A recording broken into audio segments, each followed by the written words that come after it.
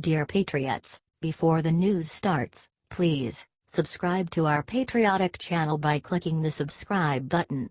Give us a thumbs up to this video. Don't forget to leave your opinion below in the comments section. Share the news on Facebook and Twitter so you friends see it. Thank you. CNN's Chris Cillizza demands examples of him being fake news. He instantly regrets it. Sarah Sanders completely eviscerated CNN's Jim Acosta for his fake news. Chris Cillizza tried to defend his buddy, but things did not go well for him. You cannot say that it's an honest mistake when you're purposely putting out information that you know to be false, said Sanders to Acosta. Or when you're taking information that hasn't been validated, that hasn't been offered any credibility, and that has been continually denied by a number of people, including people with direct knowledge of an instance.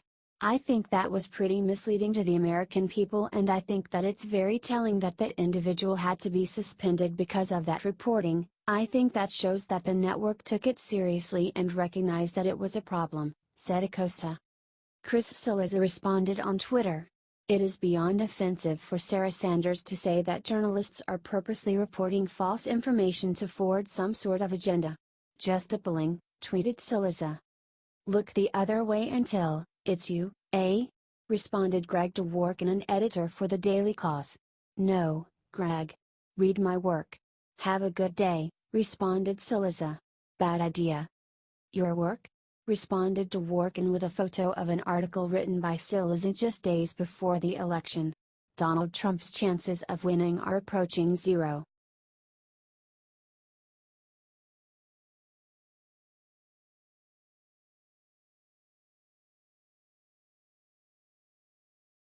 Breaking: Longtime Fox host just got fired.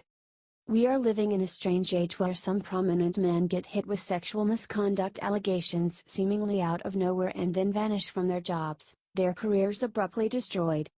We do not know for sure yet, but many speculate that this same fate that befell former Fox News host Bill O'Reilly and others is the reason that Steve Edwards, the iconic host at Fox affiliate KTTV in Los Angeles, suddenly disappeared from Fox viewers in the country's second-largest media market. Beloved Edwards, who is 69, had served as host of Fox's Good Day LA program since 1995. Viewers and even the network's own staff got no warning of Steve's dismissal, with news director Chris Knutson breaking the unexpected news to KTTV's employees on Monday.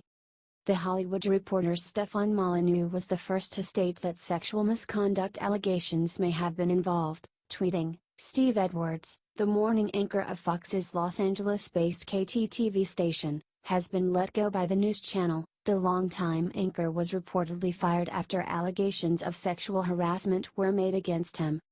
Fellow Los Angeles Fox host Steve Tonim Suing defended his former co-worker, writing, "I've worked with Steve on the air longer than anyone else during his career.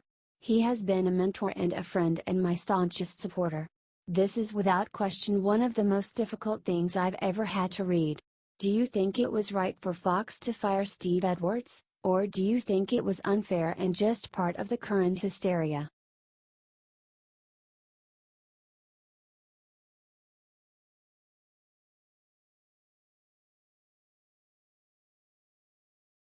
Hugh Hewitt takes Jim Acosta to the woodshed for being a fraud. Acosta has a meltdown over it. Conservative radio host Hugh Hewitt crushed Jim Acosta in an epic interview. Acosta has been making headlines for his over-the-top theatrics during White House press conferences. "Is it possible for your audience to believe you are neutral, fair and objective when you are snarkily tweeting at the president?" asked Hewitt. Acosta didn't answer the question. He instead tried to justify his behavior. "Where is the same sense of decency when it comes to when the president refers to us as the enemy of the people, when the president refers to us as fake news?" yelled Acosta. "But if you hold yourself out as neutral, fair and objective, I don't think," and this is, by the way, why the New York Times now has social media guidelines for their reporters. And I think CNN's got to develop them. "If you're going to hold yourself out as neutral, fair and objective, I don't think you can snark," said Hewitt. "Hugh, I have just as much a voice as anybody else," responded Acosta, immediately disproving his own point. I think if you look at my coverage on a daily basis, if you look at the coverage at CNN on a daily basis, it is very fair, but it is very tough. And it is because, in part, we have a president that we're covering these days who is very tough on us. And so this is in response. You don't like him, because he's mean to you? Asked Hewitt. Soon Acosta got angry. Well, don't invite me on if you don't want me to finish your question, screamed Acosta as his 17 minutes of time ran out. I wish it could have been a more fair interview, whined Acosta.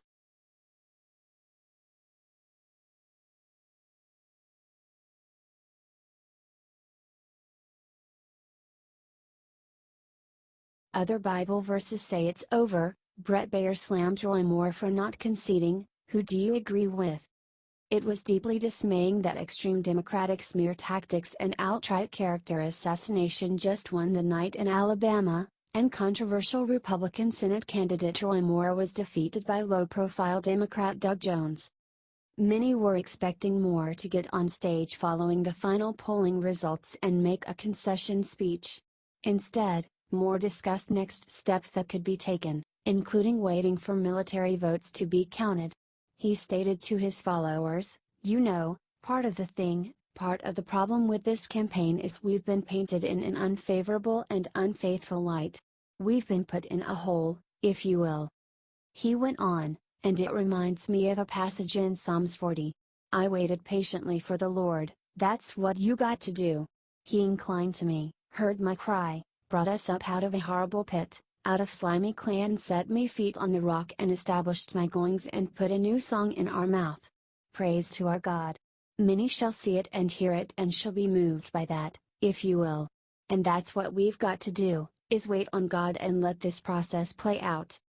Fox News host Bret Baier was clearly unhappy with the fact that Moore did not offer a concession speech following his election loss. Speaking with Sean Bream, Baier referenced the fact that Moore used a Bible quote, and stated about the election, there are other Bible verses that say, it's over. I think the numbers that we're looking at, it doesn't seem like it's going to get to that 0.5%. He continued, eventually, I think you're going to see form the Moore campaign, a concession. Moore did not meet the threshold to trigger an automatic recount in Alabama, which is coming within 0.5 percentage point of the victor. Republican Alabama Secretary of State John Merrill declared the people of Alabama have spoken, and that it would be highly unlikely for Jones not to be confirmed as Alabama's newest U.S. Senator at this point. Do you agree with Baier that Moore needs to accept the outcome as is and move on, or do you think Roy should still keep fighting?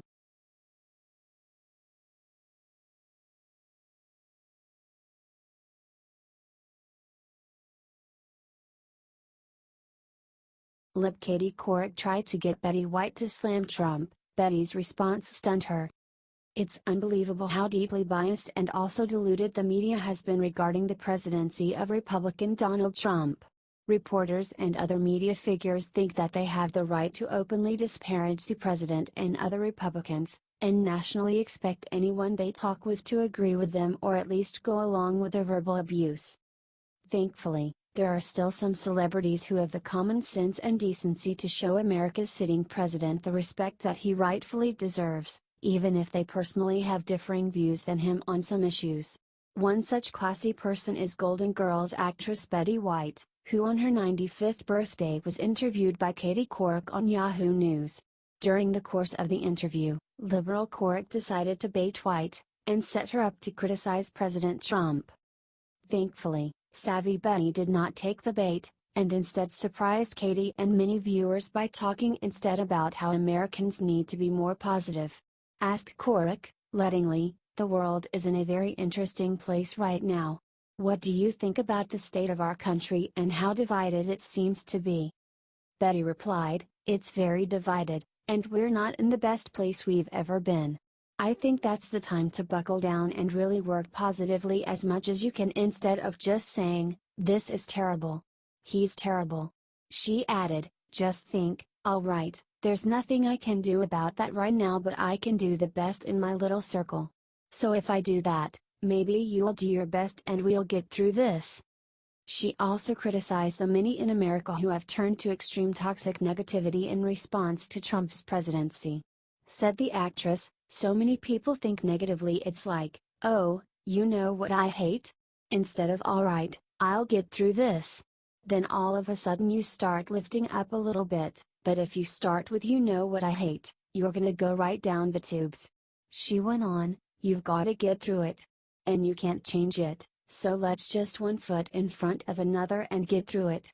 How much do you love dignified white for not stooping to Keurig's level?